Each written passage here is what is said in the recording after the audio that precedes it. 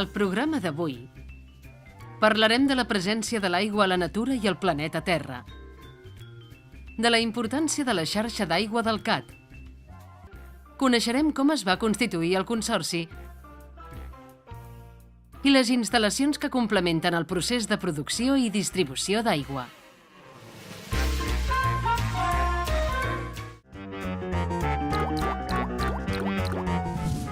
Definició d'aigua. L'aigua és el compost més abundant sobre la superfície terrestre i cobreix un 70% del planeta. Però s'estima que solament un 1% d'aquesta aigua pot arribar a ser potable amb un tractament adequat, és a dir, apte per al consum humà. A la natura, l'aigua existeix en els 3 estats: líquid, sòlid i gasós. Però, com succeeix amb moltes de les substàncies, l'aigua pot canviar d'un estat a un altre i passar de líquid a sòlid o a gasós. Comunament es diu aigua per a referir-se a l'estat líquid, gel o glaç per a l'aigua en estat sòlid i vapor per a l'aigua en estat gasós.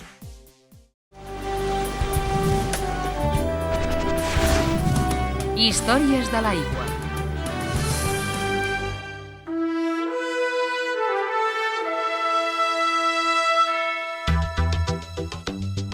Alguns experts creuen que l'arribada de les infraestructures de gestió d'aigües al llarg del segle XX és un fenomen comparable amb el naixement del ferrocarril durant el segle XIX.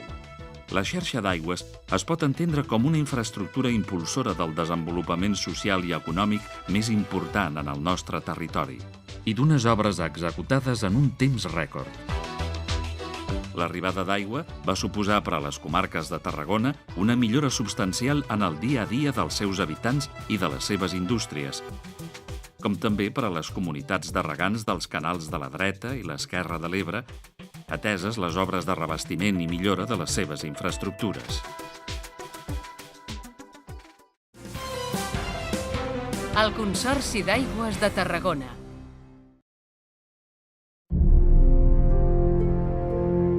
El 15 de desembre de 1983 es va constituir el Consorci Concessionari d'Aigües per als Ajuntaments i Indústries de Tarragona, ens sense ànim de lucre, la funció bàsica del qual era la captació, el tractament i la distribució d'aigua entre els membres que el formaven. El 2 d'abril de 1985 es va elevar a escriptura pública la seva constitució.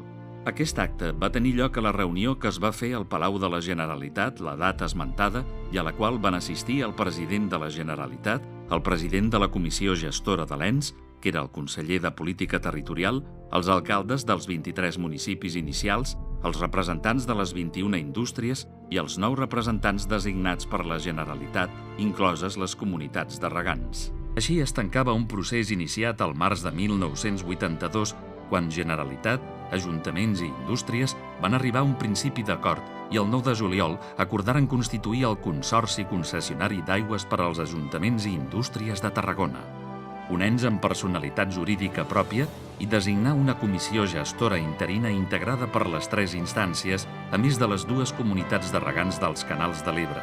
La presidència l'ostentava el conseller de Política Territorial.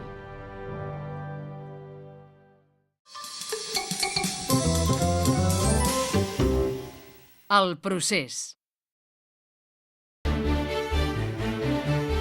El sistema CAT és el conjunt d'instal·lacions que té el Consorci per a la captació, potabilització i distribució de l'aigua. El control central, situat a la planta de l'ampolla, constitueix el cor del sistema CAT. El funcionament de l'ETAP es complementa amb l'espai d'aigua, un àmbit per la recreació, divulgació i coneixement del procés de potabilització de l'aigua i per sensibilitzar els visitants sobre l'ús responsable d'aquest bé escàs. La xarxa de distribució és la que distribueix l'aigua a tots els consorciats a través dels 403 quilòmetres de canonades de diferents diàmetres, 23 estacions de bombament, 4 xemeneies d'equilibri i 42 dipòsits reguladors amb capacitat per a 400.000 metres cúbics. La millora continuada i el manteniment són claus per garantir el servei eficient i de qualitat. En capítols successius explicarem amb més detall cada part del procés i els procediments. I al proper capítol us proposem fer un tast d'aigua.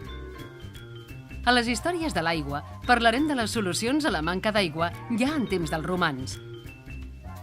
Explicarem l'estructura del CAT.